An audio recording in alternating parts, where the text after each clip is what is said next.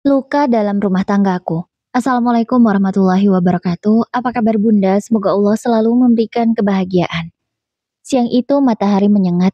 Julianti pulang dari rumah Bu Ratna, tempat ia mencuci pakaian setiap pagi. Bajunya basah oleh keringat. Tangannya kapalan, tapi hatinya tetap berusaha ikhlas. Yang penting ada uang untuk membeli beras. Sampai di rumah papan yang reot, ia melihat Ranggi 8 tahun dan Anya 5 tahun, duduk di teras dengan wajah lesu. "Mak, lapar." Suaranya lirih, membuat hati Julianti remuk. "Iya sayang, bentar ya. Ibu masak nasi, sabar dulu ya." Julianti berjongkok, mengelus rambut putrinya. Ia buru-buru masuk ke dapur kecil yang gelap. Tangannya meraih kotak kayu tempat ia menyimpan uang. Tapi saat dibuka, matanya melebar. Kosong, tak ada selembar pun. "Ya Allah," desahnya. Dengan cepat ia melangkah ke kamar. Di sana, Abbas suaminya masih berbaring malas. Kaos oblongnya kumal, rokok terselip di bibirnya. "Abbas, uang belanja kemana?" tanya Julianti emosi. Pria itu menguap lebar. "Apaan sih ribut-ribut? Baru juga pulang udah ngoceh," kata Abbas. "Jangan ngeles, uang di kotak habis, kamu ambil ya." Suara Julianti meninggi, matanya berair. Abbas duduk sambil garuk-garuk kepala. "Ya elah, cuma 100.000 doang. Aku butuh buat nongkrong sama teman-teman," jawabnya enteng. Ya, pria itu tak memikirkan sedikit pun bagaimana perasaan Julianti saat ini. 100.000? Abbas, itu uang belanja seminggu. Anakmu udah kelaparan dari tadi. Julianti semakin emosi. Dengan santainya Abbas berdiri, lalu menyalakan rokok. "Udahlah, gak usah bawel. Kamu kan kerja tiap hari, cari lagi. Buat apa kerja kalau gak buat aku juga?" Sumpah, pingin banget ngejedotin kepala pria seperti Abbas ini. Julianti tertegun, kata-kata itu seperti pisau menancap di dadanya. "Astagfirullah, Bas. Kamu suami atau beban? Bukannya ngasih nafkah, malah ngabisin duit hasil kerja istrinya. Kamu tega lihat anak-anakmu kelaparan," ucap Julianti lagi dengan suara bergetar. Abbas meludah ke tanah. "Nangis mulu. Gak usah drama deh. Gue ini kepala keluarga. Suka-suka gue lah mau pakai duit gimana," ucap pria tak tahu diri itu. Anya mendekap ibunya, menangis. Ranggi menatap ayahnya dengan berani. "Kalau ayah laki-laki beneran, ayah cari kerja. Jangan maling duit ibu," ucap anak lelaki itu tegas. "Kurang ajar." Abbas maju, hendak menampar anaknya. "Cukup, Bas," Julianti berteriak sambil memeluk Ranggi. "Jangan sentuh anak-anak. Kalau kamu berani, aku yang kamu hadapi," kata Julianti berapi-api.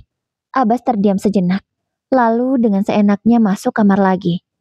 "Hidup ini capek kalau dengar ocehanmu. Gue tidur aja, biar kuping gue tenang," kata pria itu. Julianti tertunduk di lantai dapur, memeluk kedua anaknya yang menangis. Hatinya hancur berkeping-keping. Dalam hati ia berbisik, "Ya Allah, sampai kapan aku kuat menghadapi laki-laki macam ini?" Paginya, Julianti baru saja selesai menjemur pakaian di halaman. Ia berencana ke pasar untuk membeli sedikit sayur, meski hanya punya uang receh. Namun tiba-tiba terdengar suara teriakan dari depan rumah. "Julianti, keluar kamu, suami kamu punya utang," teriak seseorang. Julianti tersentak, seorang pria gemuk dengan tatapan galak sudah berdiri di depan rumahnya. Ia adalah Surip, rentenir yang terkenal bengis di kampung. "Utang? Utang apa Pak Surip?" tanya Julianti hati-hati. Dan ia segera melangkah mendekati Pak Surip. Surip mengibaskan buku catatan di tangannya. "Suamimu, Abbas minggu lalu ngutang 1 juta sama saya. Katanya buat buka usaha kecil, tapi nyatanya nggak ada tuh usaha. Saya kasih tenggat seminggu, sekarang waktunya bayar," ucap pria itu. Julianti hampir pingsan mendengarnya. 1 juta? Ya Allah, dari mana saya harus bayar segitu? Ucap Julianti. Surip mendengus. "Kalau nggak bisa bayar, rumah ini saya jadikan jaminan.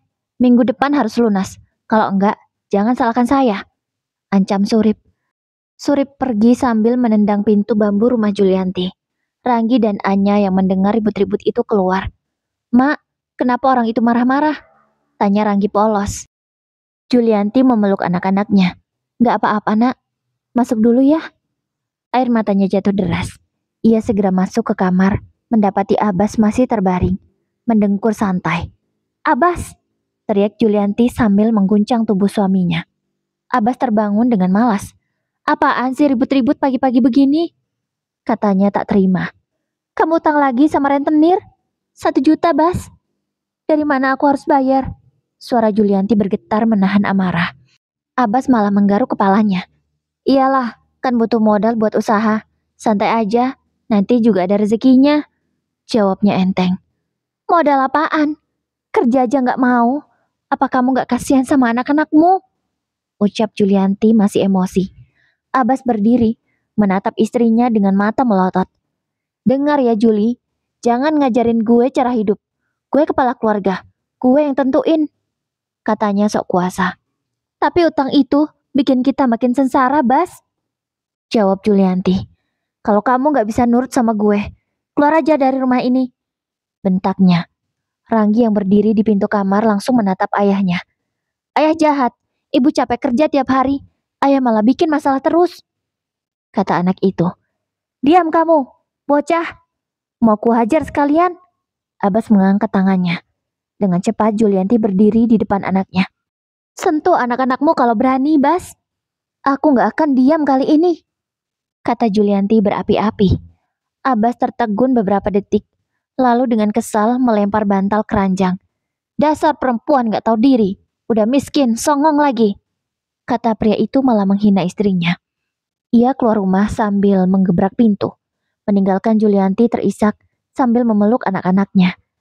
Dalam hatinya Julianti berkata lirih, "Ya Allah, aku sudah tak sanggup lagi, kesabaranku semakin menipis." Sore itu, Julianti sedang menanak nasi di dapur kecilnya. Hanya ada sayur bening dari daun singkong rebus dan sambal terasi sederhana. Uang belanja sudah habis, tak ada lauk lain. Anak-anak duduk menunggu dengan wajah lesu. Ranggi mengelus perutnya yang keroncongan. "Ibu, boleh nggak kita beli telur 1 aja? Aku pengen banget makan telur," katanya lirih. Julianti menatap anaknya dengan mata berkaca-kaca. "Maafkan ibu, nak. Uang kita nggak cukup. Besok ibu coba kerja lebih keras lagi ya," jawab Julianti. Hatinya remuk. Ia merasa gagal sebagai seorang ibu. Malam tiba. Lampu minyak menyala dengan asap yang mengepul. Dari luar, terdengar suara langkah kaki. Suaminya pulang. Bau alkohol dan asap rokok menusuk hidung. Begitu masuk, ia langsung melirik meja makan. "Apaan nih? Cuma sayur bening, nasi sama daun doang," bentaknya. Julianti mencoba sabar. "Ya cuman ini yang bisa aku masak, Bas. Kamu gak kasih uang belanja." Panci di meja ditendang Abbas. Sayur tumpah ke lantai. "Dasar perempuan gak becus. Makan kayak kambing begini. Malu gue jadi kepala rumah tangga," bentaknya. Ranggi berani bicara. "Ayah, jangan gitu. Ibu udah capek kerja seharian. Jangan marahin ibu terus," bentak Ranggi. "Diam kamu bocah. Jangan ikut campur urusan orang tua." Abbas hendak menampar Ranggi, namun Julianti langsung berdiri menghalangi. "Jangan berani-beraninya kamu sentuh anakku, Bas." Suaranya bergetar, penuh amarah yang ia pendam selama ini. Abbas menatap tajam istrinya. "Kalau bukan karena anak-anak, udah dari dulu aku tinggalin kamu. Dasar perempuan miskin gak guna," ucap Abbas. Tamparan keras mendarat di pipi Julianti. Anya menjerit, "Ibu!" lalu menangis histeris sambil memeluk kaki ibunya. Julianti memegang pipinya yang memerah. Air matanya mengalir deras. Namun kali ini ia tidak diam. Ia menatap balik suaminya dengan mata penuh luka. "Cukup, Bas. Aku gak tahan lagi dengan sikapmu. Kalau kamu gak bisa jadi suami yang bertanggung jawab, jangan seenaknya jadi kepala keluarga," bentaknya. Abbas terdiam sejenak. Baru kali ini Julianti melawan. Wajahnya merah karena emosi. Namun bukannya merasa bersalah, Abbas malah menyalakan rokok dengan santai. "Heh, dasar perempuan gak tahu diuntung. Gue cari istri lain aja gampang. Banyak yang mau sama gue," katanya menyombongkan. Ucapan itu menghantam hati Julianti lebih sakit daripada tamparan barusan. Julianti menggenggam tangan anak-anaknya, membawa mereka masuk ke kamar. Ia menangis dalam diam, memeluk Ranggi dan Anya erat-erat. Ya Allah, kesabaranku semakin habis. Aku nggak tahu sampai kapan aku bisa bertahan, katanya lirih.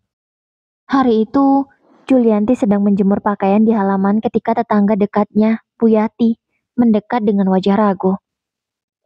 Juli, maaf ya, aku bukannya mau ikut campur rumah tanggamu, tapi aku kasihan sama kamu, ucap Bu Yati tiba-tiba. Julianti mengerutkan kening. Kenapa, Bu? Ada apa? Tanya Julianti. Bu Yati menatapnya penuh iba. Aku sering lihat si Abbas nongkrong di warung kopi depan kampung. Tapi bukan sendiri. Dia sering sama perempuan.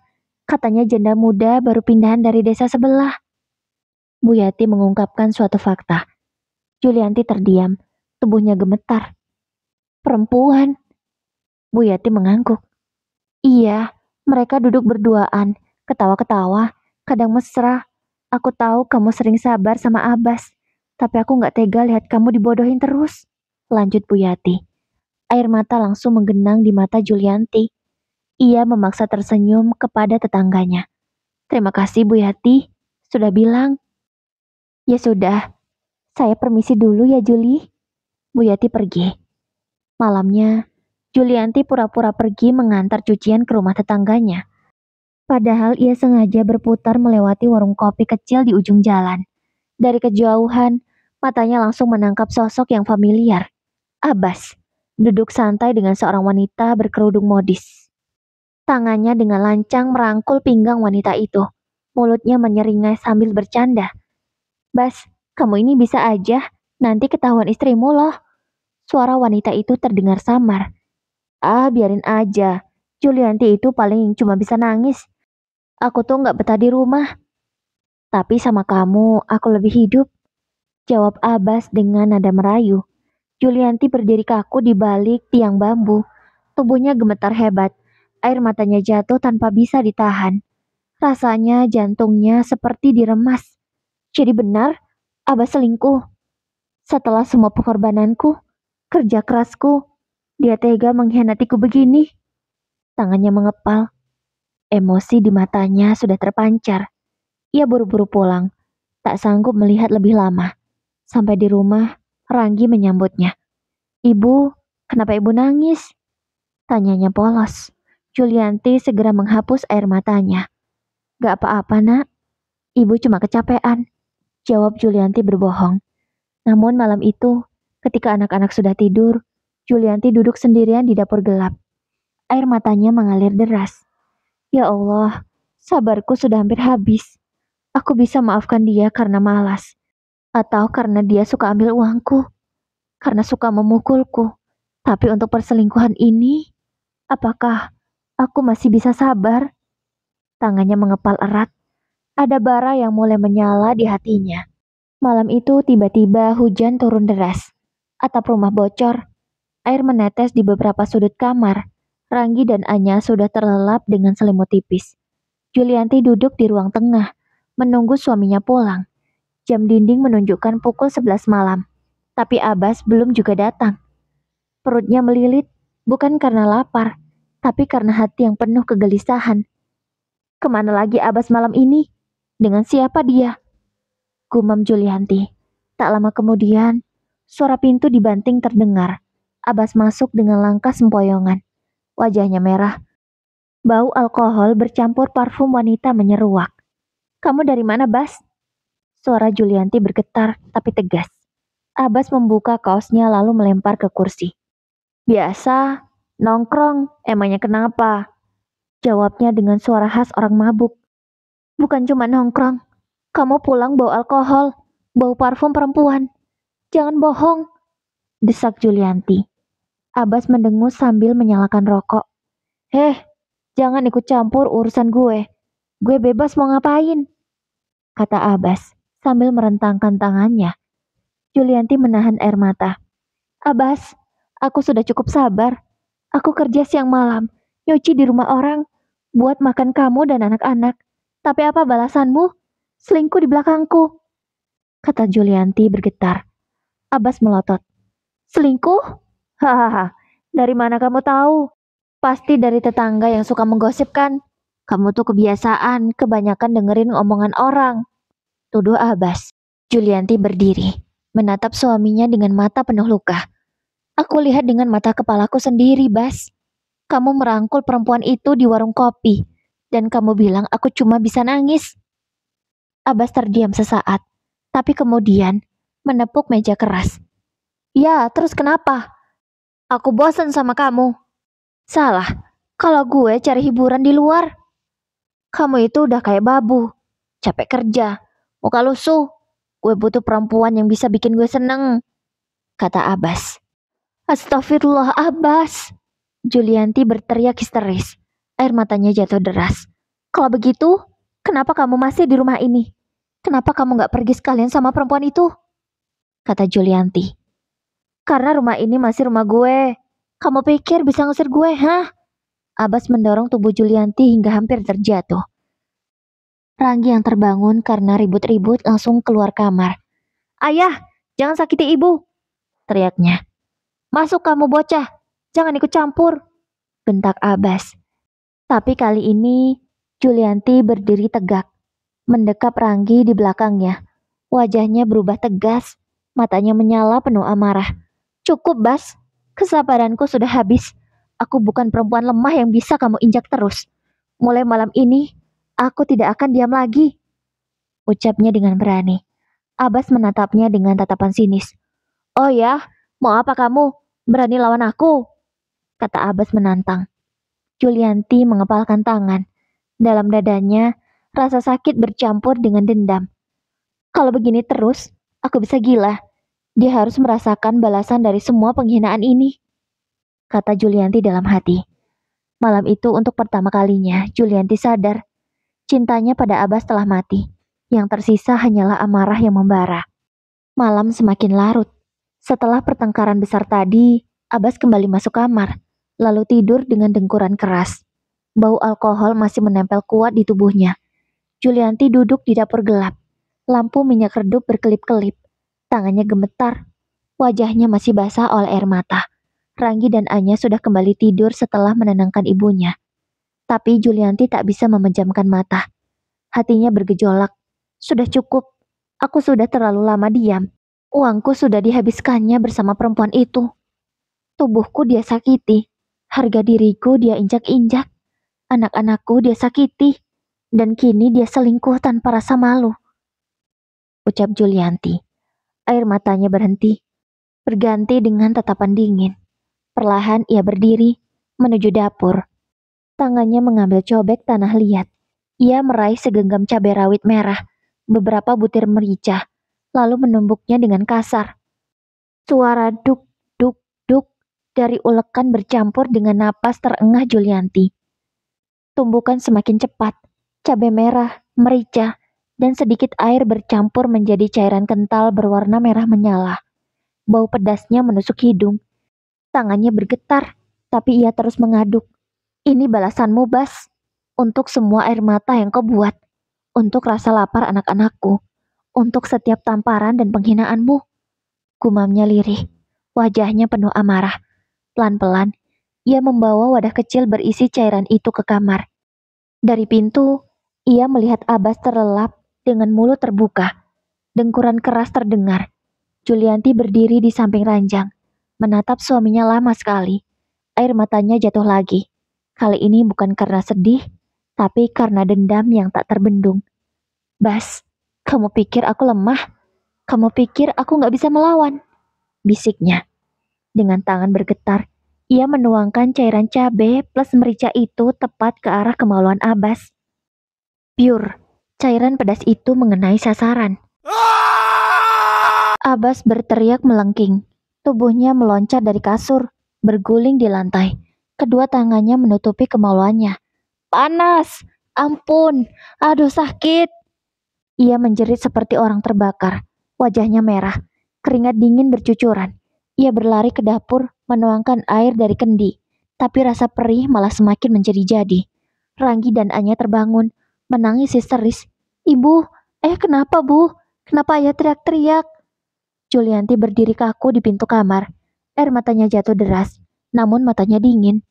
Itu balasanmu, Bas, untuk semua sakit yang kau beri padaku dan anak-anakku, katanya lirih. Abbas berteriak memanggil, "Tolong, aku mati, pedas!" Ah! Tetangga berhamburan keluar karena mendengar teriakan keras dari rumah Julianti. Lampu-lampu minyak dinyalakan. Orang-orang mulai mengetuk pintu. Julianti menunduk, tubuhnya gemetar, tapi hatinya merasa lega untuk pertama kalinya. Beban bertahun-tahun seolah tumpah bersama jeritan suaminya. Ya Allah, apa aku sudah jadi orang jahat? Atau memang inilah balasan yang pantas dia terima? Batin Julianti. Teriakan Abbas makin menjadi-jadi. Ia berlari keluar rumah hanya dengan celana pendek, berguling di tanah sambil menjerit-jerit. Wajahnya pucat, keringat bercucuran, tangannya terus memegang selangkangannya. Ah, tolong, panas, aku mati. Tetangga berdatangan. Lampu-lampu minyak dinyalakan di sepanjang gang. Orang-orang panik melihat Abbas yang meraung seperti orang kesetanan. Ya Allah, Abbas kenapa itu? Kayak orang disiram air panas. Cepat bawa ke bidan, nanti keburu parah. Ucap para tetangga bersahutan. Beberapa lelaki mengangkat tubuh Abbas yang meronta-ronta, membawanya dengan becak ke rumah sakit kecil di kota. Sementara itu, di rumah, Julianti terduduk di lantai. Tubuhnya gemetar hebat. Ranggi dan Anya menangis histeris sambil memeluk kaki ibunya. Ibu, ibu jangan ditangkap ya. Jangan tinggalin kami. Tangis Anya. Julianti menunduk, memeluk kedua anaknya erat-erat. Air matanya jatuh deras. Maafkan ibu, nak. Maafkan ibu. Ucapnya begitu menyayat hati. Di rumah sakit, dokter keluar dari ruang UGD dengan wajah serius.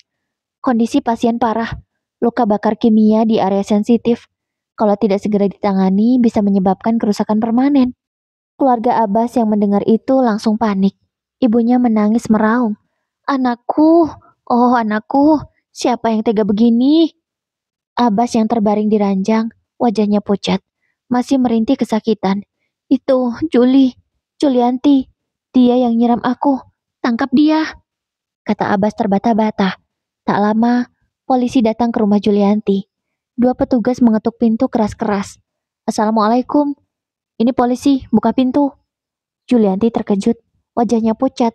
Ranggi langsung berlari memeluk ibunya. Ibu, jangan ikut mereka, ucap Ranggi. Salah satu polisi masuk. Ibu Julianti? Iya pak, jawab Julianti. Anda dilaporkan oleh suami Anda atas kasus penganiayaan. Mohon ikut dengan kami ke kantor, kata polisi itu tegas. Tangis Anya pecah lagi. Jangan bawa ibu saya, jangan, kata gadis kecil itu. Julianti berlutut, memeluk kedua anaknya erat-erat. Nak, ibu harus pergi sebentar. Kalian jangan takut, kalian tinggal sama kakek dan nenek dulu ya. Ibu janji akan pulang. Tolong jaga adikmu, Ranggi. Pesan Julianti kepada anak-anaknya. Ibu, jangan tinggalin kami. Ranggi menangis terseduh-seduh. Polisi menarik pelan tangan Julianti. Dengan tubuh lemah, Julianti berjalan keluar rumah, diiringi tatapan iba para tetangga. Di kantor polisi, Julianti duduk di kursi besi, matanya kosong. Seorang polisi menuliskan laporan. Ibu sadar kalau perbuatan ibu bisa bikin suami ibu cacat permanen? Tanya salah seorang polisi. Air mata Julianti mengalir. Saya sadar, Pak. Tapi selama ini dia yang sudah menganiaya saya. Dia ambil uang saya. Dia sakiti anak-anak saya. Dia selingkuh. Kesabaran saya habis. Saya cuma manusia biasa, Pak. Saya nggak kuat lagi, jawab Julianti. Polisi itu menghela napas. Kami akan proses sesuai hukum. Tapi mungkin hukuman ibu tidak seberat kalau kasusnya tanpa alasan. Nanti hakim yang menilai, kata polisi itu bijak. Malam itu di balik jeruji besi, Julianti meringkuk sendirian. Pikirannya hanya tertuju pada Ranggi dan Anya. Ya Allah, lindungilah anak-anakku. Jangan biarkan mereka sengsara tanpaku. Rintihnya. Air matanya kembali jatuh. Namun di balik penyesalan itu, ada sedikit rasa lega. Untuk pertama kalinya, Abbas merasakan sakit yang sebanding dengan semua luka yang ia berikan. Hari demi hari di penjara terasa panjang bagi Julianti. Setiap malam, ia menatap langit-langit sel, teringat wajah Ranggi dan Anya. Sesekali, ia menangis diam-diam di balik selimut tipis. Waktu berjalan. Karena terbukti ia melakukan perbuatannya dalam kondisi tertekan dan penuh KDRT, hakim menjatuhkan hukuman ringan, hanya beberapa bulan. Hari kebebasan itu pun tiba. Julianti melangkah keluar dari gedung penjara dengan langkah gontai. Di luar, kedua orang tuanya sudah menunggu bersama Ranggi dan Anya. "Ibu!" Ranggi dan Anya berlari memeluk ibunya erat-erat. Air mata Julianti pecah seketika. "Anakku, maafkan ibu. Ibu janji gak akan ninggalin kalian lagi," ucap Julianti. Ibunya menepuk bahu Julianti. "Nak, sabar ya. Semua sudah terjadi. Yang penting sekarang kamu kembali. Kumpulkan lagi semangatmu," kata ibunya. Ya, seorang ibu akan selalu mendukung apapun yang terjadi pada anaknya. Beberapa minggu kemudian, sidang perceraian digelar. Julianti menggugat Abbas secara resmi. Abbas hadir dengan kondisi mengenaskan. Tubuhnya kurus, wajahnya kusut, berjalan terpincang-pincang. Hakim bertanya, "Apakah benar Anda ingin menceraikan suami Anda, Ibu Julianti?" Dengan suara tegas, Julianti menjawab, "Benar, Yang Mulia. Saya sudah tidak sanggup lagi hidup bersama dia." Abbas hanya diam. Sesekali ia menunduk, tapi bukan karena menyesal, lebih karena malu dengan kondisinya. Hakim mengetukkan palu.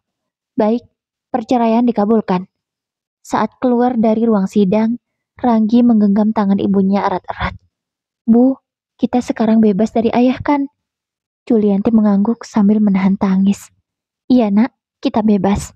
Sekarang kita mulai hidup baru," jawab Julianti. Namun kehidupan setelah cerai bukan berarti mudah. Julianti tetap harus bekerja keras. Ia sadar, di kampung dengan penghasilan kecil, ia tak akan bisa menjamin masa depan anak-anaknya. Malam itu, ia berbincang dengan orang tuanya. "Mak, Bapak, aku sudah pikirkan matang-matang. Aku mau jadi TKW. Aku harus keluar negeri, cari uang yang lebih layak buat sekolah anak-anak," ucapnya. Ibunya terkejut. "Loh, Nak, apa kamu kuat jauh dari anak-anakmu?" Air mata Julianti menetes. "Itulah yang paling berat buatku. Tapi aku gak punya pilihan lain, Mak. Aku gak mau Ranggi dan Anya tumbuh miskin. Terus dihina karena bapaknya," jawab Julianti. Ranggi yang mendengar itu ikut bicara. "Ibu, aku ngerti. Ibu kerja jauh pun gak apa-apa. Yang penting aku sama Anya bisa sekolah tinggi. Aku janji bakal jagain adik," kata Ranggi. Julianti memeluk kedua anaknya erat-erat. "Anakku, ibu rela berkorban apapun, asal kalian bahagia." Beberapa bulan kemudian, dengan modal pinjaman, Julianti resmi berangkat ke luar negeri menjadi TKW. Bandara jadi saksi perpisahan penuh air mata. "Bu, hati-hati ya, jangan sakit. Aku janji bakal jagain adik," suara Ranggi bergetar. "Ibu, jangan lama-lama ya." Anya menangis terseduh-seduh. Julianti menunduk, mencium kening keduanya. "Doakan ibu, Nak. Ibu janji, suatu hari nanti kita akan punya rumah yang bagus, kehidupan yang layak. Semua ini demi kalian." Dengan langkah berat, ia berjalan meninggalkan keluarganya, menahan tangis di balik kerudungnya.